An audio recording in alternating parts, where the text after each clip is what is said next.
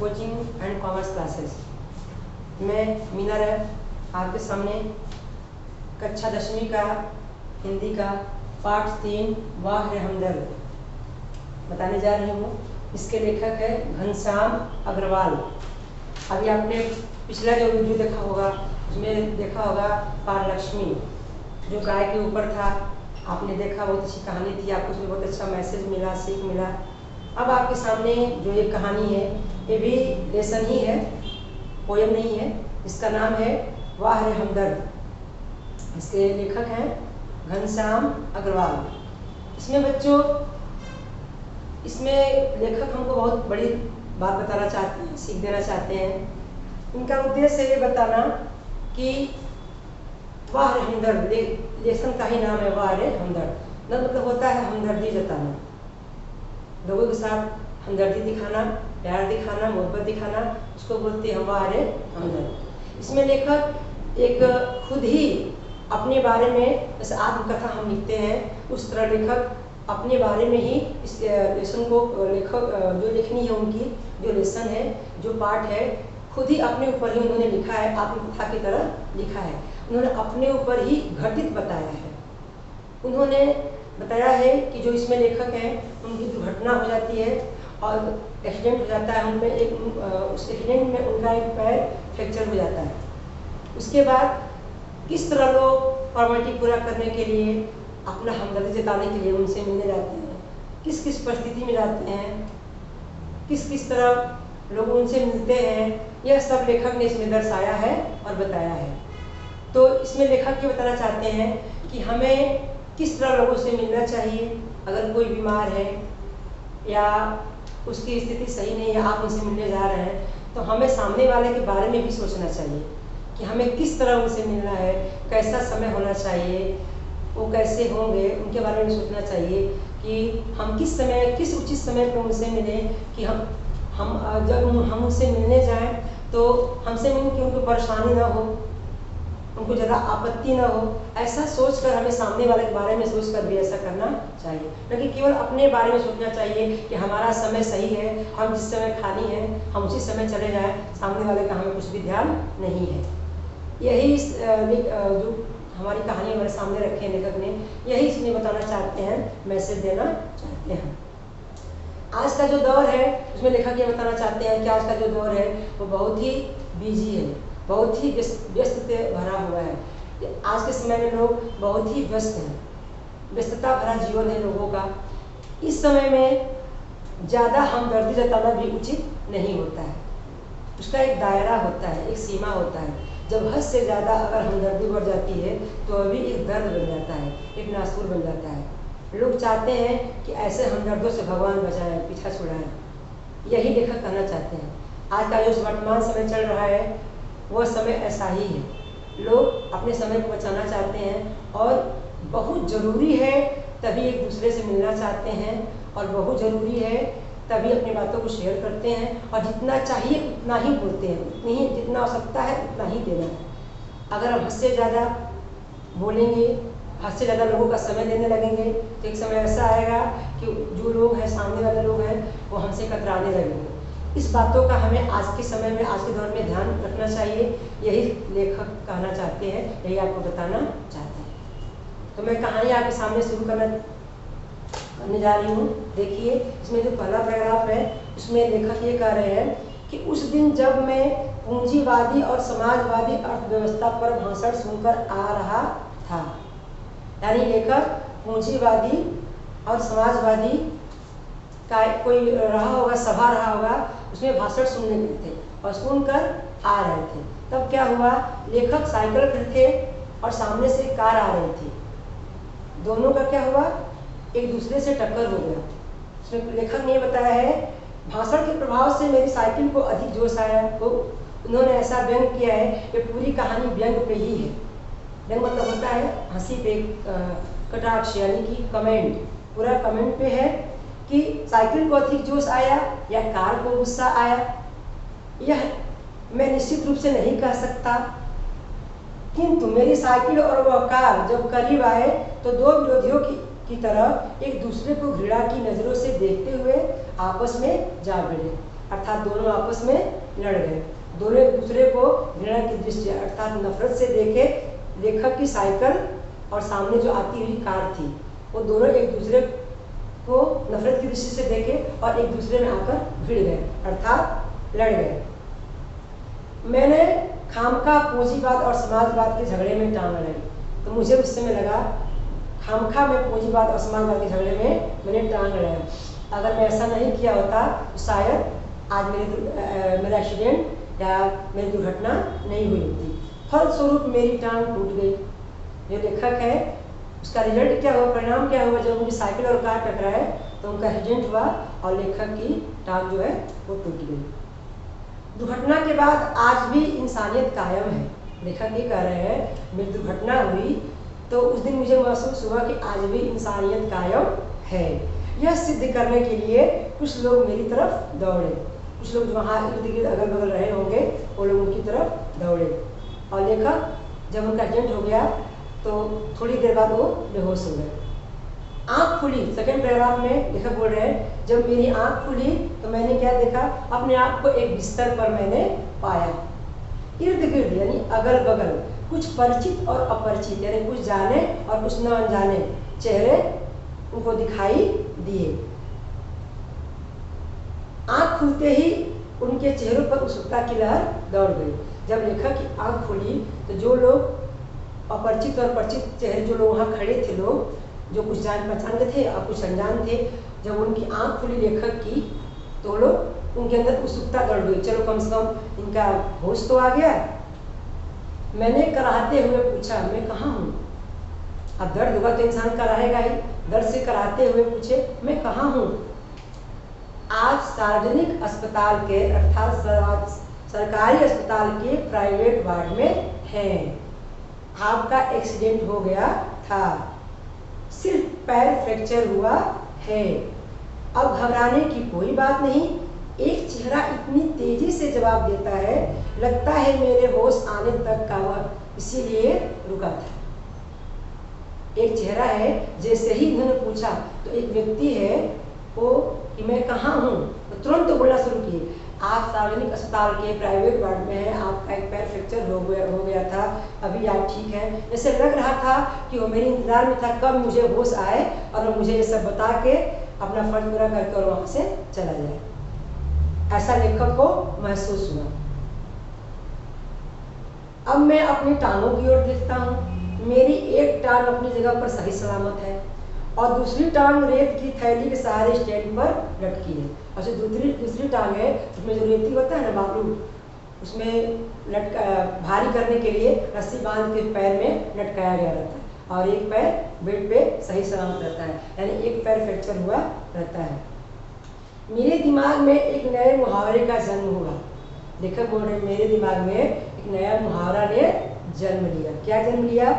टांग का टूटना यानी सार्वजनिक अस्पताल में कुछ दिनों तक रहना।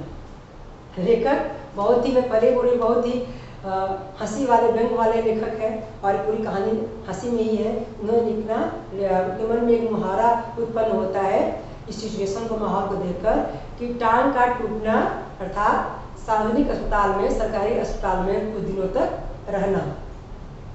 सार्वजनिक अस्पताल का ख्याल आते ही मैं कांप उठा। सरकारी अस्पताल का जब उनके मन में ख्याल आया कि वहाँ क्या क्या होता है तो वो अंदर से कांप उठे, यानी उनको डर लगा। अस्पताल वैसे ही एक खतरनाक शब्द होता है, सबको पता है। अस्पताल बहुत ही, कोई शौक से अस्पताल में जाता नहीं है, या कोई अस्पताल में कोई घूमने जाता है, वो पार्क है या बीच है कोई घूमने जाता है, शौक से कोई जाता नहीं है। वहाँ बीमार होगा तभी जाएगा। तो अपने आप में ही एक बहुत ही खतरनाक, बहुत ही डेंजरस शब्द है। उसके साथ अगर सार्वजनिक जुड़ा हो अर्थात सरकारी शब्द जुड़ा हो तो वो तो और ही डर लगता है। यदि फिर उसके साथ सार्वजनिक शब्द चिपका हो तो समझो लेखक क्या कहते हैं, अगर अस्पताल के साथ सार्वजनिक शब्द यानी सार्वजनिक अस्पताल जुड़ा हो तो समझो आत्मा से परमात्मा का मिलन, अर्थात आत्मा को, इंसान के अंदर जो आत्मा होता है वो कभी भी परमात्मा अर्थात भगवान से उसका भेंट हो सकता है, अर्थात उसका उद्धार हो सकता है। ऐसा लेखक अपने मन में सोच रहे हैं। यह एक हंसी वाली कहानी है और उसमें आपको हंसी, हर शब्दों में ही हंसी आएगी। अब मुझे यूं लगा कि मेरी टांग टूटना मात्र एक घटना है और सार्वजनिक अस्पताल में भर्ती होना दुर्घटना है। लेखक कह रहे हैं कि मुझे लगता है मेरी टांग टूटना मात्र एक घटना है, यह तो एक घटना हो गई, लेकिन सार्वजनिक अस्पताल में भर्ती हो जाना एक दुर्घटना है। टांग टूटने से भी अगर बहुत ही कोई दर्दनाक अगर वाकया है, कोई दर्दनाक चीज मेरे साथ हो रहा है, तो वही हो रहा है कि मेरे सार्वजनिक अस्पताल में भर्ती हुआ हूँ। यह टांग टूटने से भी बहुत ही खराब स्थिति है, लेखक के दिमाग से, लेखक की सोच से। तीसरा पैराग्राफ इसमें जो है वो अब लेखक बताने जा रहे हैं।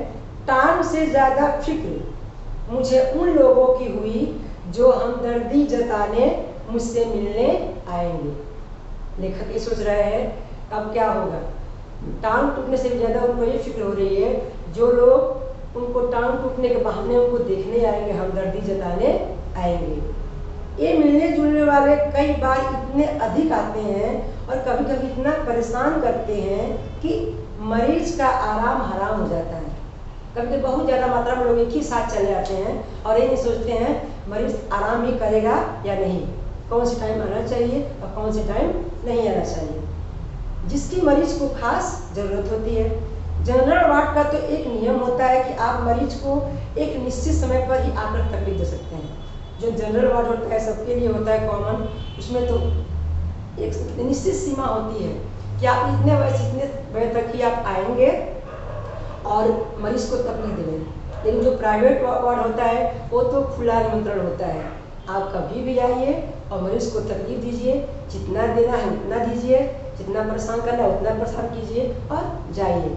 ऐसा लेखक कह रहे हैं। हे मेरे, अब दूसरा पे आपके सामने है, लेखक कह रहे हैं, हे मेरे परिचितों, मेरे रिश्तेदारों, मेरे मित्रों, आओ अब जितना चाहे उतना आओ, जितनी देर रुको, समय का कोई बंधन नहीं, अपने सारे बदले देने का यही वक्त है। लेखक कह रहे हैं, हे मेरे रिश्तेदारों, हे मेरे मित्रों, जब चाहे आप मुझसे मिलने आओ, जितना चाहे उतना देर बैठो, आपके बदले देने का यही वक्त तो है, आओ।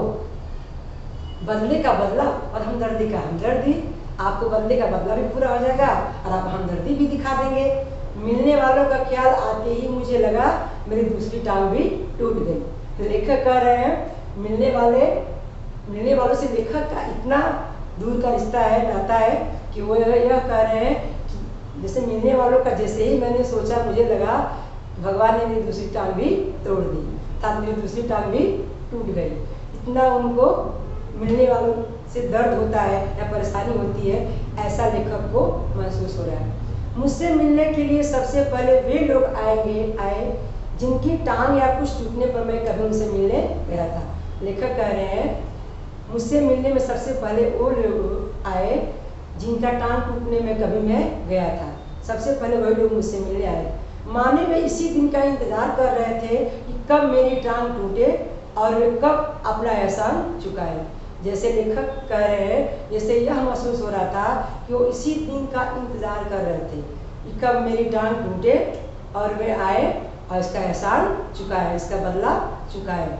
इनकी हमदर्दी में यह बात खास छिपी रहती है और ऐसे लोगों की हमदर्दी में यह बात जो है खास छिपी रहती है कि देख बेटा वक्त सब पर आता है, देख बेटा वक्त सब पर आता है। आगे का पैराग्राफ, दर्द के बारे एक तो मरीज को वैसे ही नींद नहीं आती, एक थोड़ी बहुत आ भी जाए तो मिलने वाले जगा देते हैं, खासकर वे लोग जो सिर्फ औपचारिकता निभाने आते हैं। अगर मरीज थोड़ा वो सो भी गया तो दर्द से वैसे ही नींद नहीं आती है। अगर मान लो मरीज थोड़ा सो भी गया तो जो लोग असमय बिना समय आधमकते हैं तो वो आकर के मरीज को जगा देते हैं, सोने ही नहीं देते हैं। खासकर वे लोग जो सिर्फ औपचारिकता यानी कि फॉर्मेलिटी पूरा करने के लिए आते हैं, मुंह दिखाने के लिए आते हैं कि देखो भाई मैं आया हूँ। इन्हें मरीज से हमदर्दी नहीं होती, ये सिर्फ सूरत दिखाने आते हैं। ऐसे में एक दिन मैंने तय किया कि आज कोई भी आए मैं आंख नहीं खोलूंगा, चुपचाप पड़ा रहूंगा। ऑफिस के बड़े बाबू आए और मुझे सोया जानकर वापस जाने के बजाय सोचने लगे कि यदि मैंने उन्हें नहीं देखा तो उन्हें कैसे पता चलेगा कि मैं उनसे मिलने आया था। अतः उन्होंने मुझे धीरे धीरे हिलाना शुरू किया। फिर भी जब आंख नहीं खुली तो उन्होंने मेरी टांग के टूटे हिस्से को जोर से दबाया। फिर भी जब आंख नहीं खुली तो और तेज से दबाया। मैंने दर्द के मारे कुछ चीखते हुए आंख खोली तो मुस्कुराते हुए पूछे, कहिए अब दर्द कैसा है। सोचिए, उनकी टूटी हुई टांग को दबाते हैं और जब उनकी आंख खुली तो हंसते हुए बोलते हैं, कहिए अब दर्द कैसा है। ऐसे होते हैं हमदर्द। जहाँ पैर टूटा है उसी को दबा करके आप पूछ रहे हैं कि कहिए अब दर्द कैसा है। यही लेखक बताना चाहते हैं कि ऐसे लोग भी होते हैं जो सिर्फ ये चाहते हैं कि मैं कैसे विटामिन निकाल के आया हूँ, सामने वाला ये जान जाए कि मैं आया हूँ और देख ले, भले ही उसको परेशानी हो लेकिन मैं बता दूँ कि मैं आया हूँ। मोहल्ले वाले अपनी फुर्सत से आते हैं। उस दिन जब सोनाबाई अपने 4 बच्चों को लेकर मुझे देखने आई तो मुझे लगा कि आज फिर कोई दुर्घटना होगी।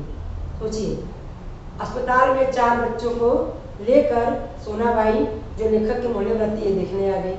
अब क्या होता है, आते ही उन्होंने मेरी ओर इशारा करते हुए बच्चों से कहा, ये देखो चाचा। उनका अंदाज कुछ ऐसा था जैसे चिड़ियाघर दिखाते हुए बच्चों से कहा जाता है, ये देखो बंदर। ऐसा लेखक कहते हैं कि सोनाबाई ने ऐसा उनको दिखाया। बच्चे खेलने लगे। एक कुर्सी पर चढ़ा, दूसरा मेज पर चढ़ा। सोनाबाई की छोटी लड़की दवा की शीशी लेकर कथकली डांस करने लगी। रप रप की आवाज ने मेरा ध्यान बटाया। मैंने देखा, क्या देखता हूँ कि सोनाबाई का एक लड़का जो मेरा पैर में रेती लटका है उस पर बॉक्सिंग का प्रैक्टिस कर रहा है।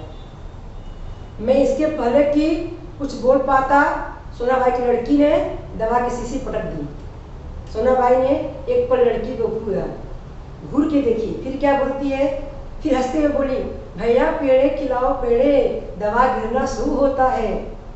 दवा गई समझो बीमारी गई। देखिए, इसके 2 घंटे बाद सोनाबाई गई। यह कहकर गई कि फिर आऊंगी।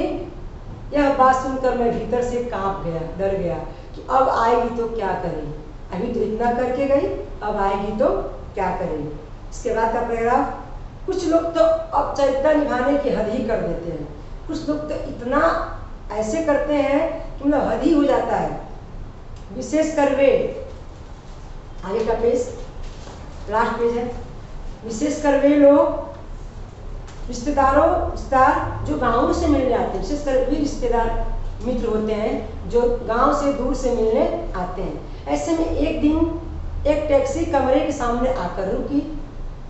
उसमें से निकलकर एक आदमी आते ही मेरी छाती पर सिर रखकर औंधा रोने लगा। औंधा मतलब उल्टा होकर के छाती पर गिर करके रोने लगा। वह चेहरा भी नहीं देखा कि मैं किसके छाती पर गिर रहा हूँ और कहाँ रो रहा हूँ। रोने लगा, हाय तुम्हें क्या हो गया, कार वालों का सत्यानाश हो। मैंने दिल में कहा कि मुझे जो हुआ सो हुआ, पर तू क्यों रोता है। लेखक बोले, मैंने दिल में सोचा मुझे जो हुआ सो हुआ, पर तू क्यों इतना रोता है, तुझे क्या हुआ। वह थोड़ी देर मेरी छाती में मुंह गड़ाए रोता रहा। थोड़ी देर तक वो छाती में मुंह लटकाए गड़ाए हुए रोता रहा, रोता ही नहीं था। उसने मेरी छाती से गर्दन हटाई। थोड़ी देर बाद उसका रोना कम हुआ और मेरी छाती से उसने अपनी गर्दन को हटाई और जब मुझसे आंख मिलाई तो क्या देखता है, तो एकदम चुप हो गया, एकदम साइलेंट हो गया।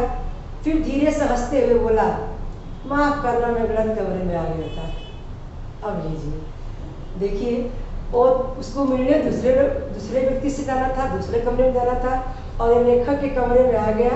उनके सीने पे अपना सर रख के रोने लगा और बाद में देख रहा है तो बोल रहा है, माफ कीजिए मैं दूसरे कमरे में आ गया। आजकल लोग ठीक से बताते भी नहीं है, बता भी नहीं चाहते हैं। गुप्ता जी का कमरा शायद बगल में है। यह कहते हुए हे करके बताइए, आप लोग गलती करते हैं तो यही तो करेंगे ना, अपनी गलती को छुपाने के लिए हे करके अच्छा भाई माफ करना कहकर चला गया। अब वही रोने की आवाज़ बगल के पड़ोस में कमरे में आने लगी। अब वैसा ही एक्टिंग हो जा करके जो बगल के पड़ोस के कमरे में गया था वहाँ कर रहा है। मुझे उस आदमी से अधिक गुस्सा, लेखक क्या कह रहे हैं, मुझे उस आदमी से ज़्यादा गुस्सा अपनी पत्नी पे आया। क्यों आया? जब पत्नी उस व्यक्ति को रोता हुआ देखी तो उसे क्या लगा, इतना जब भाव विह्वल होकर रो रहा था तो उसे क्या लगा कि यह लग रहा है कि मेरे पति के कोई ज़्यादा खास रिश्तेदार या मित्रों में क्या। तो जिस कार से वह आया था वह तो उसका भाड़ा भी नहीं दिया था, वो डायरेक्ट कमरे में आ गया था। तो लेखक की पत्नी ने उसका भाड़ा भी दे दिया था। यह सोचकर सबसे ज़्यादा गुस्सा लेखक को आया कि लो, एक तो अपना आदमी नहीं था और ऊपर से मेरी पत्नी ने उसका भाड़ा भी दे दिया। एक दिन क्या हुआ, हमदर्दी जताने वालों में वे लोग जरूर आएंगे जिनका आप सूरत देखना भी पसंद नहीं करते हैं, जिनको आप चाहते ही नहीं है कि मैं देखूं या मुझसे मुलाकात हो, वो लोग आपसे मिलने जरूर आएंगे हमदर्दी जताने के लिए। एक कवि है जिनका नाम है लक्कानंद। उनकी बेतुकी कविताएं पूरा शहर परेशान है। ऐसी बेतुकी कविता है करते हैं जिससे पूरा शहर परेशान रहता है। वो जिससे भी मिल जाते हैं उसको अपनी कविता सुनाना शुरू कर देते हैं। लेखक है, लेखक कह रहे हैं अपने बारे में, मैं अक्सर उन्हें दूर से देखते ही भाग खड़ा होता हूँ। जब लेखक उस कवि को देखते हैं तो उनको दूर से देखते ही भाग जाते हैं। वो जानते हैं कि जब भी ये मिलेंगे 10-20 कविताएं पिलाए अर्थात 10-20 कविताएं सुनाए बिना उनको नहीं छोड़ेंगे, इसीलिए उनको देखते ही ये भाग जाते हैं। अब क्या होता है, एक दिन बगल में झोला दबाए लक्कानंद जी उनसे मिलने आ गए। आते ही कहने लगे, मैं तो पिछले 4-5 दिनों से कवि सम्मेलन में अति व्यस्त था, बहुत ज़्यादा व्यस्त था। सच कहता हूँ, कसम से मैं आपके बारे में सोचता रहा, रात भर मुझे नींद नहीं आई। और हाँ, रात को इसी संदर्भ में अर्थात इसी विषय में मैंने यह कविता बनाई। अब लोग इनसे मिलने आए हैं, हमदर्दी जताने आए हैं और फिर भी कविता लेके आए हैं जिससे ये भागना चाहते थे, जिसको ये पसंद नहीं करते थे वही लेकर आए हैं। यह कर झोले में से डायरी निकाले और कविता सुनाने लगे। कविता सुनिए क्या बनाए हैं।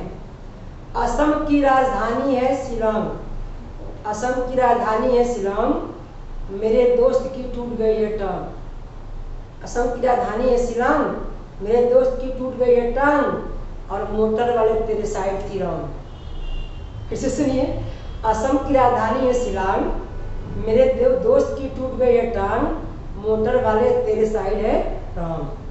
कविता सुनाकर वे मुझे ऐसे देख रहे थे मानो उनकी एक आँख पूछ रही हो, कहो कविता कैसी रही, और दूसरी आँख पूछ रही हो, बोल बेटा अब भी भागेगा मुझसे, कैसे भागेगा। देखिए, एक तो आए हैं हमदर्दी जताने और ऐसे ऐसे लोगों के भाव होते हैं। मैंने जल्दी से उन्हें चाय पिलाई और फिर कविताएं सुनने का वादा कर बहुत मुश्किल से उनको विदा किया अर्थात वहाँ से हटाया।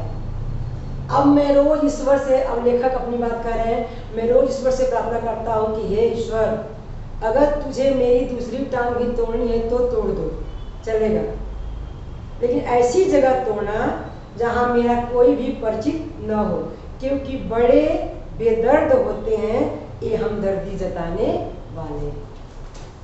सुना आपने, लेखक क्या करना चाहते हैं कि बड़े ही बेदर्द होते हैं ये हमदर्दी जताने वाले।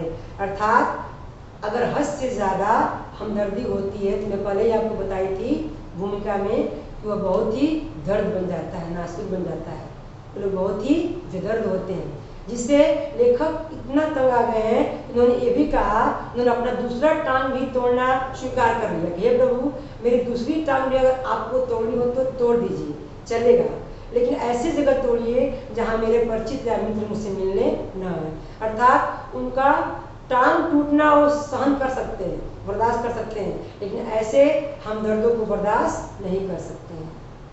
एक लेखक आपको कहना चाहते हैं, और यह सही देखा जाए तो आज के ज़माने की यह बहुत ही कटु है, थोड़ा कड़वा है, लेकिन यह सबसे बड़ी सच्चाई है। ये लेखक आपको ये संदेश देना चाहते हैं कि आप कभी भी किसी से मिलने जाएं या किसी से बात करें तो उसके समय का ख्याल करें कि वह उसका समय उस समय खाली है कि नहीं, वह आपसे बात करना चाहता है कि नहीं, या उससे पूछिए कि वह कब आपसे मिलना चाहते हैं, उस समय आप जाके उससे मिलिए, क्योंकि यह जो समय है, आजकल दौर चल रहा है, यह बहुत ही बिजी है, बहुत ही व्यस्तता भरा है, लोग बहुत ही अपने काम काज में बिजी हैं। अगर आप कभी भी जाके उनको तंग करेंगे, परेशान करेंगे उनकी बिजी लाइफ में, उनको अच्छा नहीं लगेगा, जाहिर सी बात है। जैसे मैं आज के ज़माने का दौर का एक दो एग्जाम्पल दे रही हूँ आपको। जैसे मान लीजिए आज के ज़माने में हर व्यक्ति बहुत ही काम करता है, बिजी रहता है। जैसे कोई व्यक्ति है जो पूरा वीक काम करते हैं, मंडे टू सैटरडे, संडे उनको अगर आराम मिलता है तो अगर आप क्या करें, संडे के दिन ही उनसे मिलने चले जाए, इस टाइम चले जाए जिस टाइम पे वो आराम करते हैं, तो आप खुद सोचिए क्या उनको अच्छा लगेगा, आपको जाना उनको पसंद आएगा? नहीं। इस बातों का हमें ध्यान रखना चाहिए। जैसे आजकल की जो महिलाएं हैं वो सुबह उठती हैं, दिन भर काम करती हैं, फिर रात में काम करती हैं, दोपहर में उनको थोड़ा आराम का टाइम रहता है। अब कोई व्यक्ति दोपहर में जाकर के उनको हमेशा तंग किया करे, परेशान किया करे, ज्यादा टाइम उनका लिया करे, ये उचित समय नहीं है। यही लेखक कहना चाहते हैं कि आज का जो दौर है, वर्तमान समय है, ये बहुत ही बिजी लाइफ है। इसमें हमें किसी से मिलना जुलना, कितना बात करना है, कितनी देर तक करना है, क्या जरूरी बात है उतना ही किया जाए, इन सब बातों का ख्याल रखना है, न कि ज्यादा करना है। अगर हम बहुत ज्यादा हमदर्दी भी जताएंगे तो भी एक दर्द बन जाता है, नासूर बन जाता है। लेखक यही यहाँ पे सीखना चाहते हैं, वह आर्य हमदर्द लेसन के द्वारा। आप देखे ही हैं कि लेखक का एक्सीडेंट हुआ है, फिर भी कैसे कैसे लोग उनसे किस तरह समय वो मिलने जाते हैं, उनका आराम का भी ख्याल नहीं करते हैं। यही एग्जाम्पल देकर लेकर हमको बताना चाहते हैं कि हमें भी उनसे सीख लेनी चाहिए और इस जमाने में अपने या सामने वाले के बारे में जाए तो सामने वाले के बारे में सोच कर ही उनसे मिलना जुलना